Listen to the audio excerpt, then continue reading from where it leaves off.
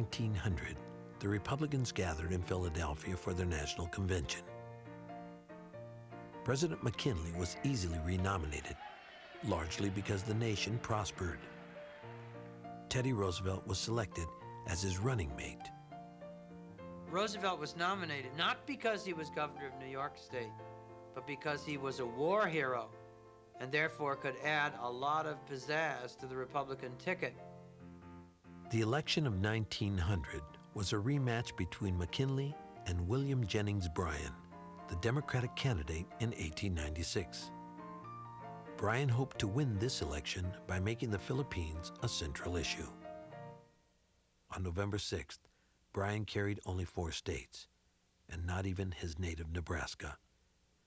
McKinley won by a landslide. In the Philippines, U.S. troops had posed as prisoners of war to infiltrate rebel headquarters. 3 weeks after President McKinley's March inauguration, they captured rebel leader Emilio Aguinaldo.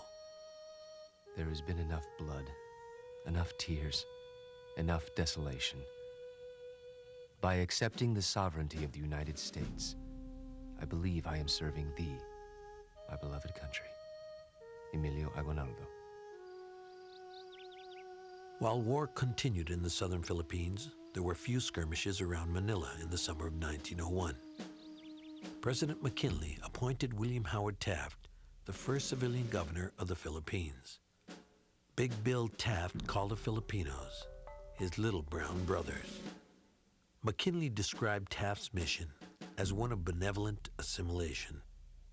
What was established here very quickly were schools and the introduction of American methods of education, English language, except that the American administration in the Philippines passed a law which made illegal anything that was anti-American, whether it was written, spoken, or even a picture. The Philippine flag was banned, although Filipinos found other ways to continue the struggle. To see the Pan American I went. 10 days after President McKinley's death, the residents of Balangiga, a tiny village 400 miles southeast of Manila, attacked the local U.S. garrison. While U.S. soldiers ate breakfast, the church bells rang a signal. Filipinos brandishing machetes emerged from their hiding places. 48 Americans, 2/3 of the garrison, were butchered. To the Filipinos, this was seen as a victorious battle on the side of the revolution, but to the Americans, it was seen as an atrocity of the gravest proportions. On the orders of General Jacob Smith, U.S. troops retaliated against the entire island of Samar, where Balangiga is located. I want no prisoners. I want all persons killed who are capable of bearing arms against the United States. I'd like to know the limit of age to respect, sir. 10 years. General Jacob Smith.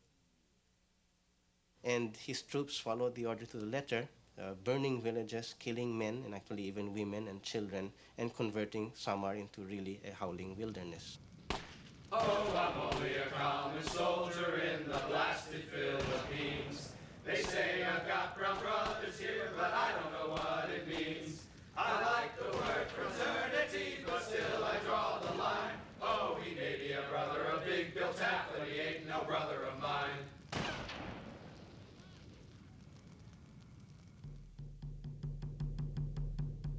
In Batangas, a province south of Manila, U.S. officers herded all non-insurgents into fortified zones. Everyone outside these zones was considered an enemy and captured or killed. The similarities to Spanish methods in Cuba were unmistakable. Leading anti-imperialist Senator George Hoar insisted on public hearings to try those responsible for these atrocities. 3 Army officers, including General Jacob Smith, were court-martialed. You have sacrificed nearly 10,000 American lives. You have slain uncounted thousands of the people you desired to benefit. You have established reconcentration camps. Your statesmanship has succeeded in converting a grateful people into enemies possessed of a hatred which centuries cannot eradicate. Senator George Hoar, 1902, after more than 3 years of fighting, Filipino insurgents surrendered to the United States. By the end of the war, Americans simply had no stomach for any more colonies. Even Roosevelt himself was forced to conclude that the Americans were not an imperial people. He said that the Philippines had become America's Achilles heel.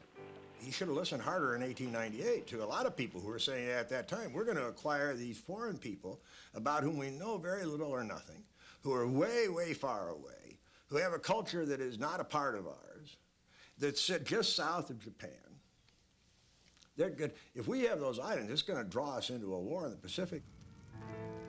And it's going to be a very bloody and very tough war to fight. In World War II, Japan conquered the Philippines. 60,000 Americans and more than 1 million Filipinos were killed driving the Japanese from the islands. Soon after, the United States granted the Filipinos their independence.